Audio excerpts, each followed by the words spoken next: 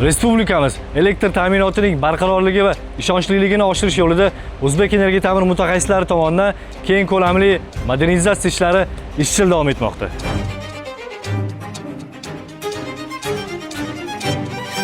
Bu galgi muhim loyihalardan biri Chilonzor tumanida joylashgan Chilonzor podstansiyasini modernizatsiya qilish hisoblanadi.